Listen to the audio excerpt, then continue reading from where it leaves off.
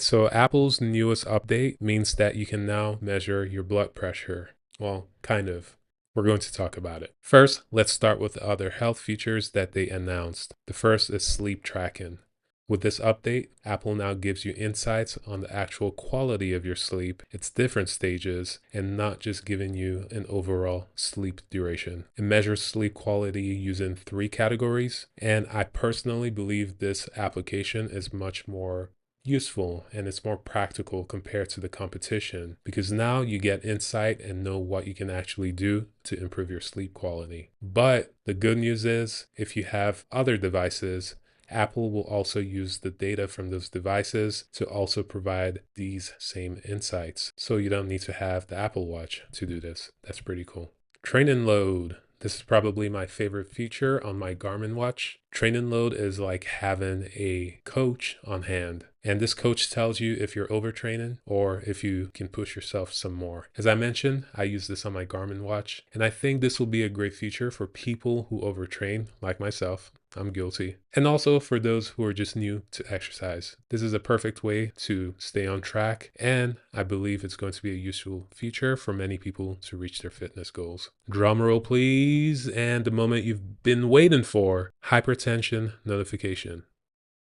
Exactly. Before I go off on the deep end, let's just talk about what this feature is. This is probably the biggest announcement for the Apple Watch series. Hypertension notification is going to work by using the optical sensors to measure the variation in the pressure of the arteries. This is actually a validated way of measuring blood pressure, and I'm going to make a separate video that goes over the science of this technology. So make sure you follow me if you want to check that out. Here's my opinion about this feature. First, I applaud Apple's application. Hypertension is very common, and it's one of the precursors for a lot of health diseases, not just cardiovascular health, but also kidney disease as well. And Apple's application here is actually pretty good. In theory, at least. Similar to its other heart health features, the monitoring is done in the background. That means all the user has to do is charge the device and put it on. Apple's simplification overcomes the biggest barrier for hypertension monitoring, which is people do not measure their blood pressure. By having this work in the background, you take away that barrier and the information is automatically collected, and you get that information to notify if there's hypertension.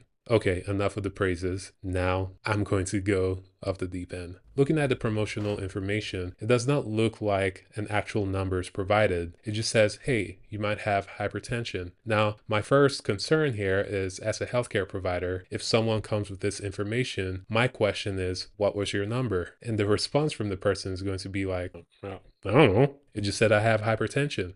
Problem number 2. Once Apple notifies you that you might have hypertension, its recommendation is, guess what? Apple advises you to monitor your blood pressure the way God intended, which is using a blood pressure monitor. And problem number 3, you can see Apple requires 30 days to collect information to tell you you have hypertension. Look, the actual clinical standard for diagnosing hypertension, which is an ambulatory blood pressure monitoring, is typically done for 24 hours. 24 hours compared to 30 days. Here's an even simpler solution. Just go to CVS, purchase a $30 blood pressure monitor, and measure your blood pressure every morning for 1 week. And at the end of that 1 week, you will know if you have hypertension. And you're going to have actual numbers that you can give to your healthcare provider. So once again, I applaud Apple's effort with this, but I'm very skeptical how this is actually going to play out because once again, it seems like you're going to just end up using a blood pressure monitor. Anyways, those are the new health features and my opinion. As I mentioned, I'll make another video talking about the science of the blood pressure monitor. I'll also talk about some of the other health features on the Apple devices. If you would like to see these videos, make sure you follow, and thank you for watching.